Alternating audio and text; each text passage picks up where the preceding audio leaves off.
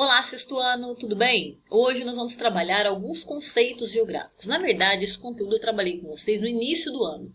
Quando eu introduzi o assunto geografia, eu falei de alguns conceitos geográficos que o livro de vocês ele vai tratar com mais detalhes agora no último capítulo, tá? Então vamos falar um pouquinho aqui o que é espaço geográfico, né? Qual que é a importância da análise da paisagem para o entendimento da produção e organização do espaço geográfico. Então, o espaço geográfico é onde nós, seres humanos, vivemos, é a superfície terrestre.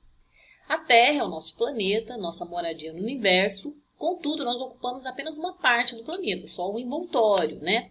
Nós não habitamos o centro da Terra, e sim a superfície. O espaço geográfico identifica-se diretamente com a superfície. Então, em geografia, costuma-se diferenciar os vários níveis e tipos ou recortes de áreas dentro do espaço geográfico. Então, no espaço geográfico, nós temos diferentes escalas, né? Então, nós temos a escala global, temos a escala local, existem áreas intermediárias entre o local e o global. Então, a geografia vai estudar tudo isso. E o espaço geográfico ele é resultado da atividade humana que transforma a natureza original em um espaço humanizado, em um espaço, né, modificado. Por que o homem modifica o espaço? O homem modifica o espaço para atender às suas necessidades. Então, o espaço geográfico ele está continuamente sendo modificado. Então, eu coloquei aqui um esqueminha, né? Vou começar por aqui. Então, nós temos o espaço natural, que é composto por paisagens naturais. Esse espaço natural ele sofre modificações. Quando ele sofre modificações, ele se transforma em espaço geográfico, tá? Então, para ser modificado, o espaço natural ele passa, né, por transformações em que o homem vai realizando através do seu trabalho, né, de acordo com as suas necessidades. E essas ações humanas são chamadas de ações antrópicas, tá? Antrópico significa ação do homem. E a paisagem natural transformada pelo homem é chamada de paisagem humanizada. E é o que compõe o chamado espaço geográfico. E o espaço geográfico ele é composto por paisagens do presente, por paisagens também do passado. Por exemplo, se você for no centro de Ribeirão, você vai ver prédios antigos ao lado de prédios mais modernos, né? Então, o espaço geográfico está sempre sendo modificado, tá? E muitas vezes no presente você vê marcas do passado. Aqui está mostrando as modificações no espaço, né? Como ele era antes e como ele se tornou um espaço humanizado. Então, como eu falei, existem diferentes escalas geográficas que podem ser entendidas como diferentes níveis ou dimensões do espaço geográfico. Então, por exemplo, nós temos o planeta, nós temos os continentes, né? Os continentes podem ser regionalizados. Vamos falar, por exemplo, da América. Então, tem a América do Norte, Central e do Sul. Então, no continente americano, nós estamos na América do Sul. Na América do Sul, nós estamos no Brasil, né? No Brasil, nós estamos na região Sudeste. Na região Sudeste, nós estamos no estado de São Paulo. No estado de São Paulo, nós estamos na cidade de Ribeirão Preto. No município de Ribeirão Preto, nós estamos na escola no bairro da Lagoinha. Então, nós temos diferentes escalas para o entendimento do espaço geográfico, que vai desde o local até o global. Aqui eu coloquei uma imagem, lá, casa, aí vem o bairro, a cidade e o município, o estado, o país. Lembrando que cidade e município são conceitos diferentes. Cidade refere-se ao perímetro urbano e município é o perímetro urbano e rural, juntos, né? A geografia estuda o espaço geográfico em diferentes escalas, tanto do global até o local. Então, global, nacional, regional, local. Então, tem várias escalas. Então, nós temos a escala do corpo, o lugar que eu estou aqui, né? Tem a escala da minha casa, tem a escala regional da região, tem a nacional, que é do país, tem a escala do globo. Então, eu posso escolher algumas dessas escalas para eu poder estudar a geografia. As duas escalas geográficas extremas, ou seja, maior e menor, né, macro e micro, são o global e o local. A global se refere a toda a superfície terrestre e a local é o lugar onde as pessoas vivem. Tá? Então, aqui eu coloquei a imagem, né? Essa é a macro e essa é a micro. A micro seria um local, o lugar onde moramos, nossa casa, nossa vizinhança, o bairro. Agora, o que é a escala macro? É o planeta, né? Onde se desenvolvem as relações internacionais, onde ocorrem problemas que são considerados globais para a humanidade. Os diferentes níveis ou dimensões do espaço geográfico são representados por essas escalas, então. Tá? Então, nós temos a Terra, temos, por exemplo, o continente americano e temos o Brasil. Né? No Brasil, temos o estado de São Paulo e, em especial, Ribeirão Preto. Agora, vamos falar o que é paisagem. Então, nós falamos até agora aqui o conceito de espaço geográfico, que é a união do espaço natural mais o espaço humanizado. Né? Então, isso é o espaço geográfico. Nós falamos que todo espaço geográfico, todo espaço mundial é considerado espaço geográfico, porque mesmo as áreas consideradas inóspitas, né, que não foram ocupadas, sofrem interferência humana.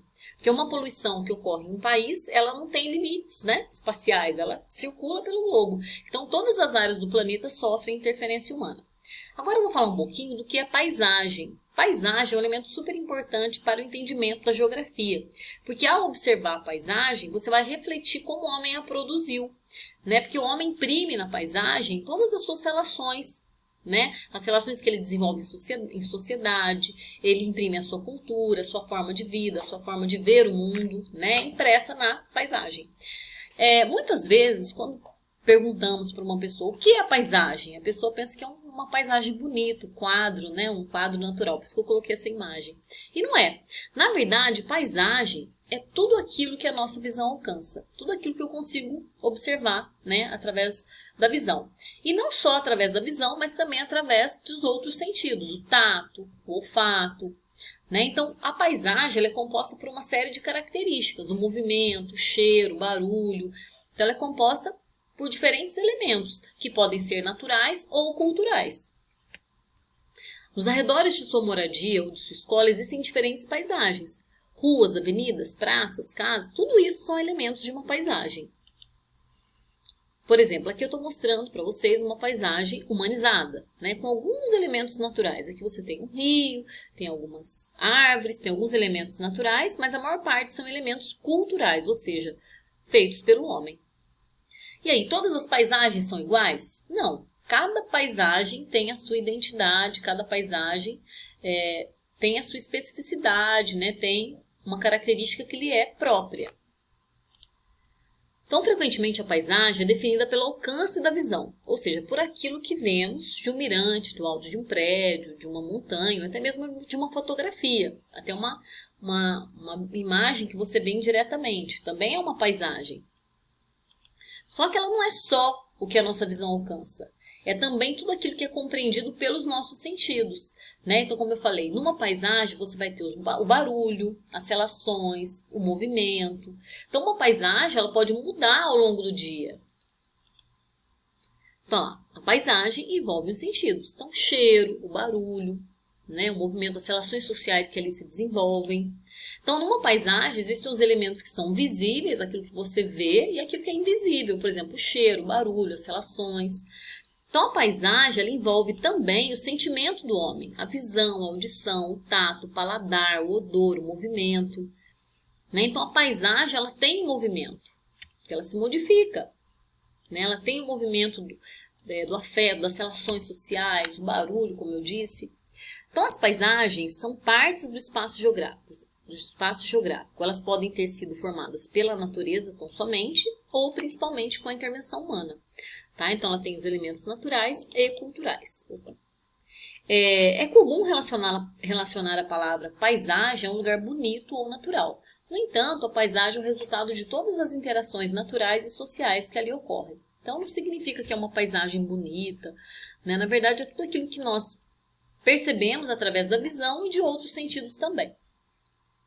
Tá? Então, a paisagem ela pode ter elementos do passado e elementos do presente, como prédios antigos ou prédios mais modernos. Né? Então, ela imprime também as mudanças do tempo. As paisagens elas podem ser urbanas ou rurais. Elas podem ser áreas preservadas ou áreas destruídas pela ação humana. Aqui está mostrando a questão da percepção da paisagem. Na foto, calçada com rebaixamento, próximo à faixa de pedestre, piso tátil, no município de Campo Mourão. O que é o piso tátil? É para as pessoas que têm deficiência visual, né? Elas podem caminhar ali. Então, por que está mostrando essa paisagem, né? De uma praça com piso tátil? Porque as pessoas que têm deficiência, elas também necessitam, né, de circular pela paisagem, elas também vivenciam. Então, a importância dessas medidas, como a criação do piso tátil, favorece a inclusão dessas pessoas com deficiência na sociedade, né? Então, isso faz parte também, né, da transformação do meio, da tentativa de incluir pessoas na sociedade, né, pessoas que têm deficiências. Quando você viaja, folheia uma revista, vê fotos em um álbum de fotografia, navega na internet ou assiste a um filme, pode conhecer paisagens variadas. E na paisagem existem os elementos, como eu falei, naturais e os elementos culturais. Então, naturais são aqueles que não foram modificados pelo homem, como está sendo mostrado aqui. Tá? Então, na maioria das vezes, os elementos naturais e culturais eles se misturam. Em geral, você vê a interação dos elementos naturais e culturais. Por exemplo, às vezes você vê uma área de vegetação, só que essas plantas que estão ali foram produzidas no laboratório, às vezes é uma área de cultivo, tem elemento natural, mas é uma área humanizada, porque foi feita pelo homem, foi cultivada pelo homem. Os campos de cultivo são considerados elementos humanos, porque resultam da ação do homem, como está sendo mostrado aqui. A natureza é o conjunto de todos os elementos que não são artificiais, isto é, que não foram construídos ou produzidos pela ação humana. Então, dessa forma, considera-se natureza todo o universo, incluindo as estrelas, os planetas, as galáxias. Tudo que existe é parte da natureza, né? Tudo que você vê ao seu redor vem da natureza, né? Tudo vem de uma matéria-prima. Por exemplo, eu estou aqui com uma caneta, aqui tem uma matéria-prima que a produziu, o computador, então tudo vem da natureza. Aqui está mostrando a plantação de eucalipto, que é uma paisagem humanizada. Então, a leitura da paisagem é importante para você perceber as relações que o homem desenvolve com o meio, né? É possível comparar as paisagens do passado com as paisagens do mundo de hoje, para você comparar como que as relações se modificaram. Aqui está mostrando, por exemplo, uma imagem, um desenho, mostrando como que o homem, com o passar do tempo, modificou a paisagem.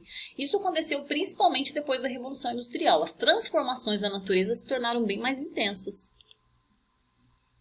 Então, numa mesma paisagem, coexistem elementos do passado e elementos do presente, né? E mesmo com relação ao relevo, né? Existem elementos que foram produzidos pela natureza há milhões de anos, como relevos mais antigos, né? Os escudos cristalinos, por exemplo, né? São relevos de formação antiga. São de formação pré-cambriana, muito antiga. E existem relevos mais recentes também. Então é importante lembrar que existe a diferença do tempo histórico e do tempo geológico, né? O tempo geológico é o tempo da Terra, desde o surgimento do planeta até os dias de hoje. E o tempo histórico é o tempo do ser humano, né? Então a paisagem ela vai mostrar tanto as mudanças feitas pela própria natureza, que muitas delas pertencem a essa mudança do tempo geológico, e também vai mostrar muitas mudanças no tempo histórico, tanto naturais quanto humanas. As paisagens, então, elas são dinâmicas, elas se transformam, né? Tanto pela ação do homem como pela ação da natureza. Normalmente, pela ação da natureza, elas são mais lentas, mas pode acontecer uma catástrofe, como um vulcanismo, um tsunami, e gerar também grandes mudanças em pouco tempo. Tá? Então, as transformações, elas ocorrem em diferentes velocidades, dependendo da sociedade. Se é uma sociedade que tem mais tecnologia, normalmente as transformações serão mais intensas. Aqui está mostrando, por exemplo, né, a região de Manaus, construções antigas e outras construções novas. Então, a paisagem mostra isso, as diferentes relações também que o homem estabelece. Aqui é uma aldeia indígena, aqui já é um conjunto de casas em Santarém, né, que você quase não vê elemento da natureza, aqui você vê bastante elemento natural. Aqui está mostrando o bairro da Liberdade, que mostra a questão da cultura, né, como que o homem imprime na paisagem elementos culturais, que é um bairro de origem japonesa, né, um bairro que foi desenvolvido por imigrantes japoneses, e isso é impresso na paisagem. Então a paisagem também imprime a questão da desigualdade, as relações desiguais que existem entre, né, as pessoas, de riqueza e pobreza, como está sendo mostrado na imagem. Então, as desigualdades, elas se refletem na paisagem, por isso que é importante estudar, né, as paisagens para entender, né, a geografia, para entender como esse espaço geográfico foi produzido. Então, em resumo, as paisagens refletem a sociedade que as ocupa, que as construiu ou as modificou. E é isso, tá, gente? Então, eu desejo a vocês, né, um bom fim de ano, boas férias, sentirei saudades, e o ano que vem estaremos juntos novamente. Um beijo para vocês!